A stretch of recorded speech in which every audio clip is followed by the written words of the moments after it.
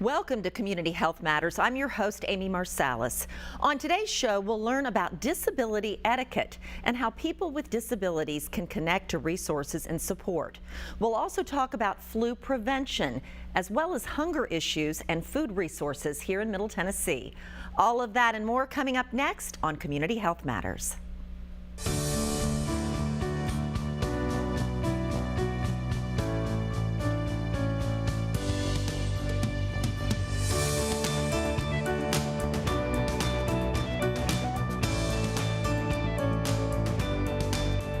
From the News Channel 5 network, this is Community Health Matters, sponsored by the United Health Foundation.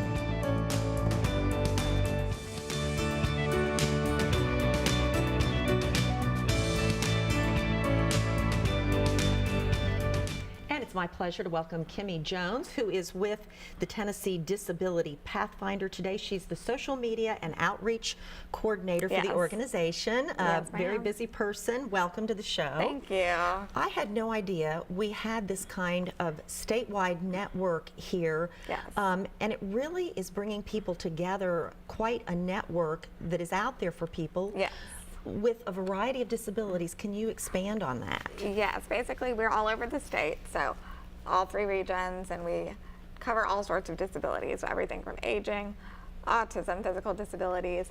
We have some veterans resources, but basically it's an online database, call center, which includes all these agencies across the state. So anybody that's having any kind of concern can call us or go on our website and sort of find what they need, and it's a very easy searchable database. They could go on and say, I need advocacy for this kind of disability, and they would give you all the things in the area and contact information, or they can call us for specific assistance. So it could be a medical kind of situation, or emotional support, or just practical day-to-day living kind of information. Yes, it could be everything from we need ramps, or we need an advocate, or we need healthcare insurance information.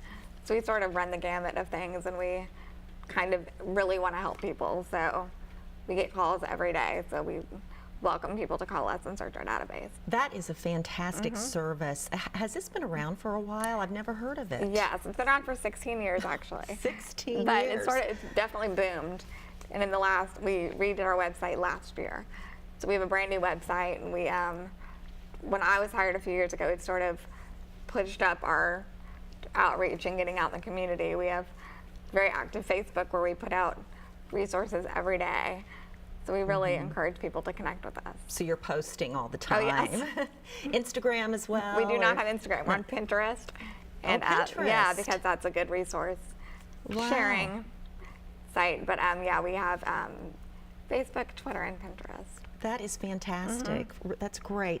Now, I understand that there is kind of a special language, if you will, or etiquette that people need to be aware of in the public. Yes. To be sensitive, to be respectful when you're speaking with someone with a disability. Yes.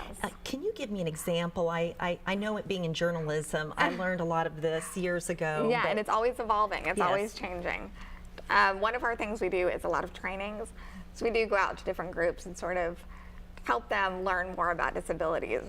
And one thing we do a etiquette training periodically. So I would say one of our guiding principles is person first. So you want to treat the person like a person, not like a disability. So you want to talk directly to them, and don't assume that they, don't talk to the person with them, talk to them.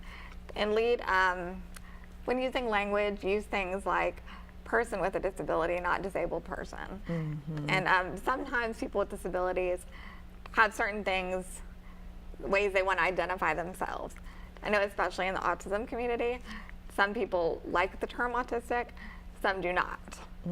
So that's why you want to lead with person first. Say, oh, he's a person with autism. Then if they prefer something different, they can specify. Let the person guide you as to what language they prefer. And another thing is you can offer help, but don't insist it. I know that seems from the South. You really want to help people. Be polite. But, be polite, but don't insist, because sometimes you may not think putting somebody's groceries in their car, that's very nice, but ask and don't insist, because sometimes you might be putting them out of their reach or doing something inadvertently that might hinder their independence in some way. So we always say, ask, but don't be offended if somebody says no thank you, and don't insist. Just kind of treat people with disabilities like people, because they are. Absolutely. That is so important. I even remember a phrase that people would use oftentimes when I was in news. They would say someone that was confined to a wheelchair instead of someone who uses a wheelchair. Is that right? Yes, that is a term you see a lot. You see a lot of wheelchair bound and confined to wheelchairs, or things that put a very negative lens on disability. So we encourage people to sort of just be practical. They use a wheelchair, or that's kind of the language you would use, and not confined or bound. Okay, that's really important to share. And you see that a lot. You really do. You read any article or read, I mean, it's still very prevalent. It is. So. It really is, Kimmy. You mentioned, or I wanted to mention, multicultural services, because that segment of our population in Middle Tennessee has really skyrocketed. Yes. So now you can offer services to people from other countries as well. Yeah, one of the great things about my office is it's very diverse and multicultural. We have 2 Spanish speakers and 1 Arabic speaker. So people can call the multicultural line and get connected to people, and those numbers are all on the website. You can get more information, but we really do aim, because disability is a hard thing to navigate when you have cultural and linguistic barriers. It's 100% harder. So we really aim to very much assist those families and kind of maybe hold their hand a little bit more. But we offer support groups for those families and one-on-one help. We go out into the community through the Hispanic Family Foundation and work one-on-one with families in their community, because sometimes, you know, transportation is an issue.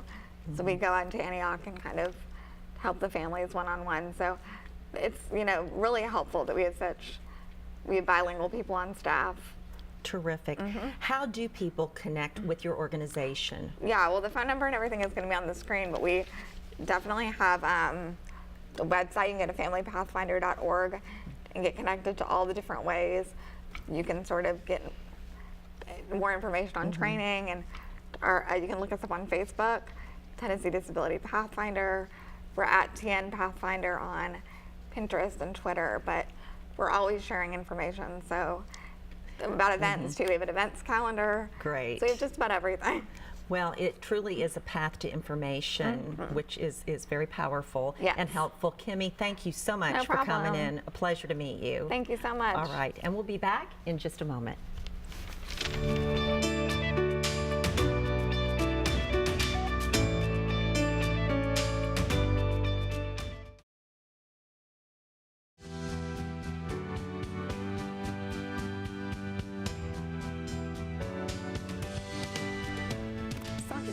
Is with Metro Health Department, Director of Nursing. Good to see you today. Nice to see you. 'Tis the season for giving and sometimes getting the flu. We are definitely in flu season, and it means it's time to get a flu shot, right? Correct. So flu season typically peaks late November, December, and goes through February, but you can get it as early in October, and it could last through May as well.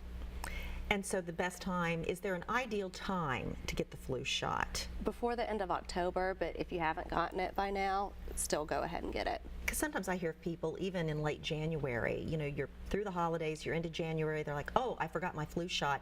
Is it too late? It's not even then. It is not too late, because that could still be the peak of the season. But the best advice, get it as early as possible. Correct. Okay, who needs to get a flu shot? Is it just adults, or do young children need them as well?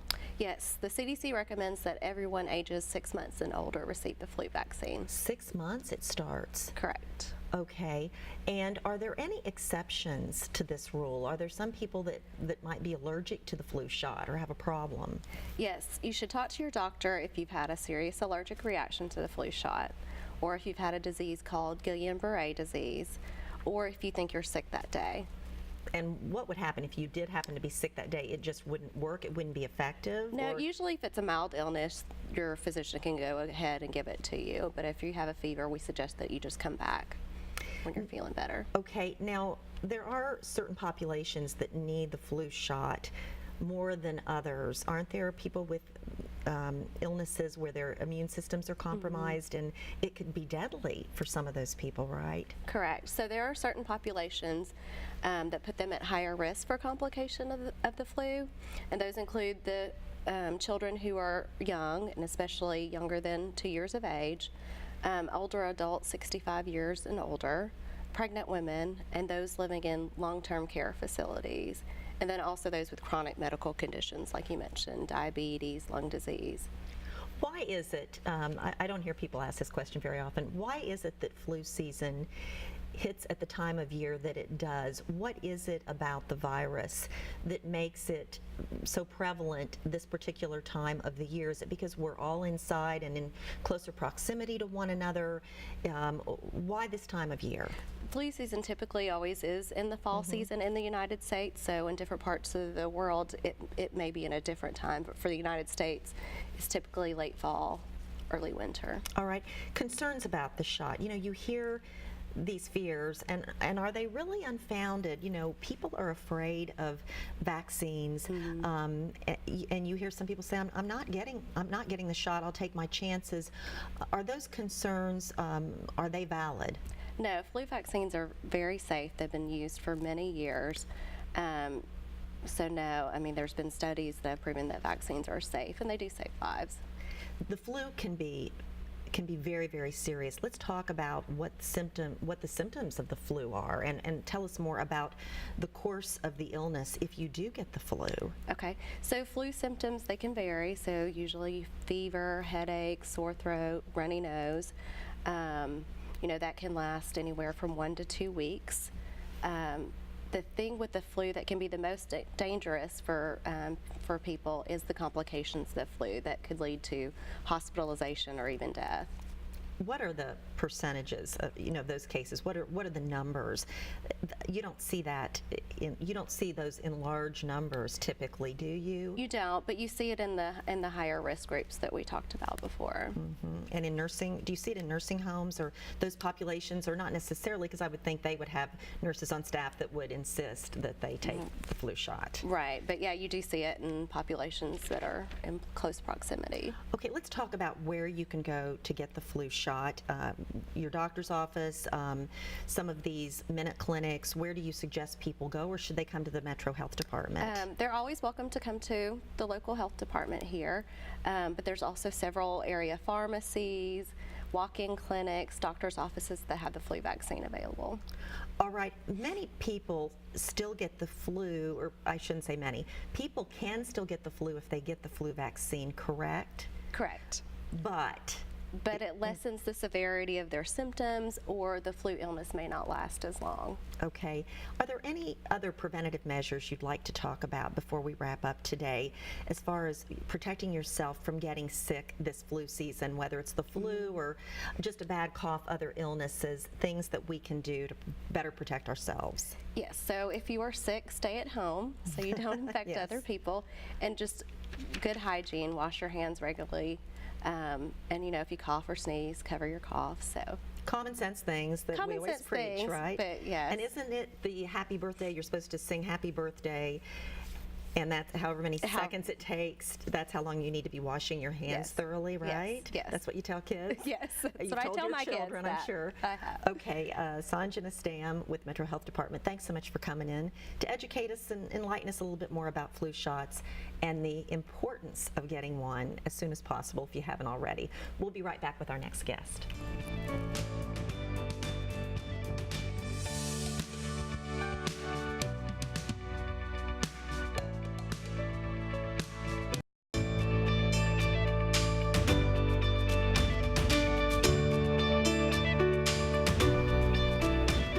What a pleasure to see Janie Day with Second Harvest Food Bank. Janie, you've been with Second Harvest since '88? That's correct. Since You're not 19 only the CEO, you oversee the daily operations, but you also kind of have the vision and leadership for the entire organization. Absolutely, absolutely. What a lot of people who are new to Nashville and may not know about you and Second Harvest Food Bank, I think this is a great opportunity to share for all the newcomers what what this organization provides for our community.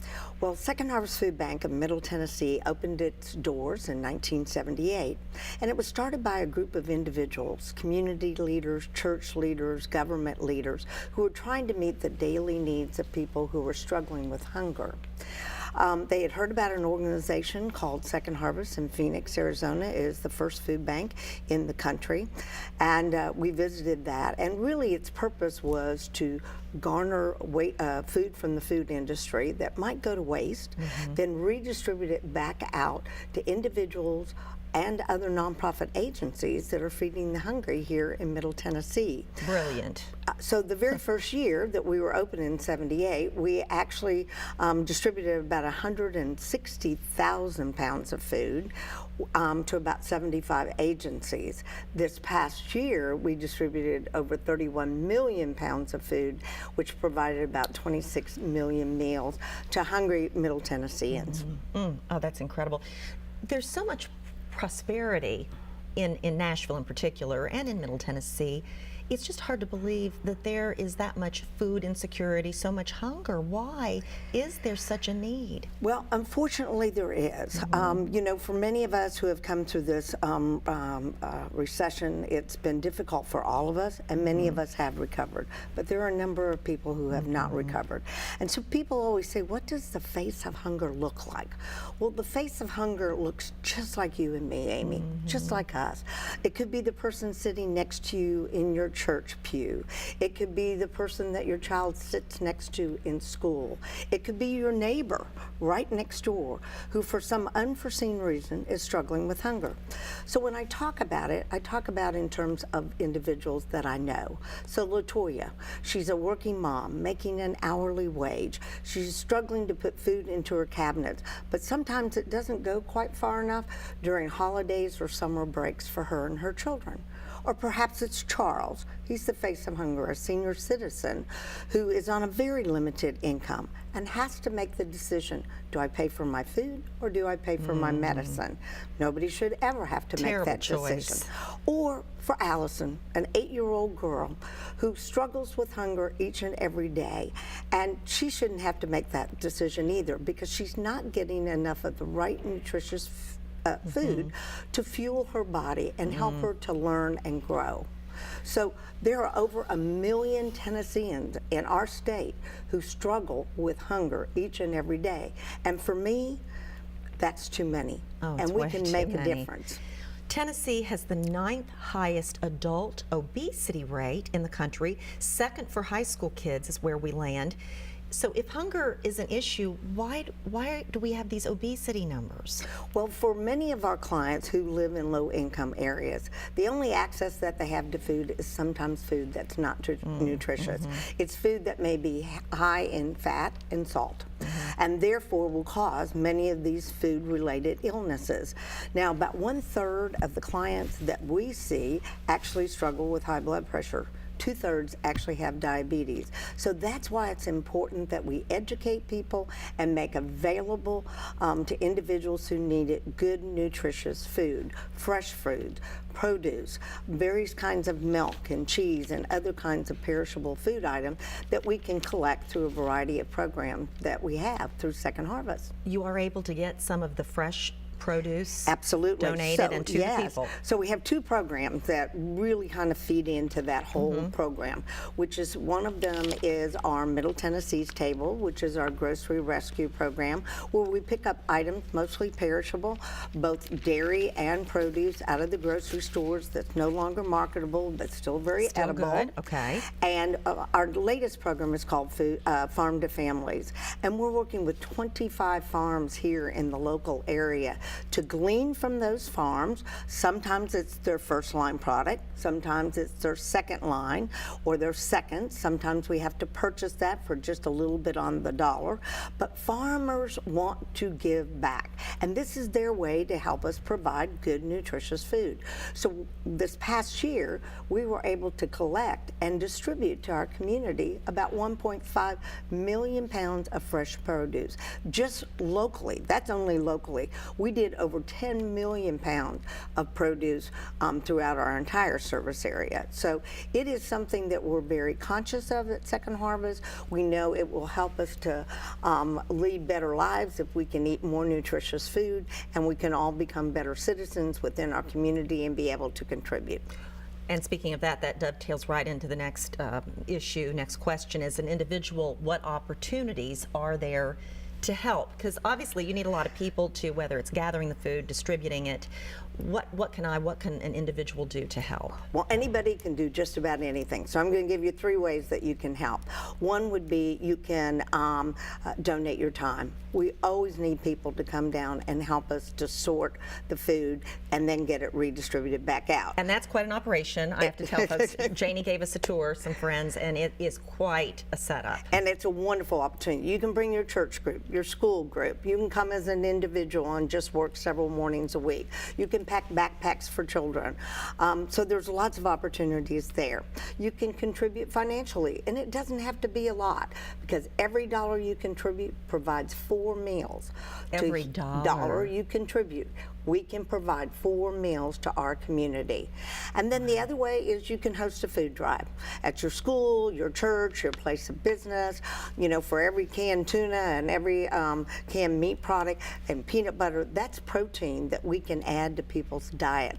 And that's very simple to do. Or you can conduct a virtual food drive online with us, and it's very simple. And that helps us to go out and purchase the food that we need that's good and nutritious to redistribute. So if anybody wants to get involved, we can use their time, we can use their treasures, and we can use their help in raising food. So many paths in which you can help this organization and help your fellow man, fellow woman, fellow child in this community. If a viewer out there is struggling, like one of the individuals you mentioned earlier, if someone out there is hungry and needs help, what do they do? How do they get in touch? Well, they can either call 211 and they will direct them to one of our emergency food box sites, or they can call directly our number, which is 615-329-3491. And we'll also be able to direct them where they can go and get a box of food. And the need, in the last few seconds, the need, I'm sure, is very high right now as we approach the holidays. It is. So we need everybody to contribute. All right, Janie, someone who's been the greatest contributor of all, leading this great organization for so many years. We are so lucky to have you in Middle Tennessee. Thank you. Thanks, Janie. And we'll be back in just a moment.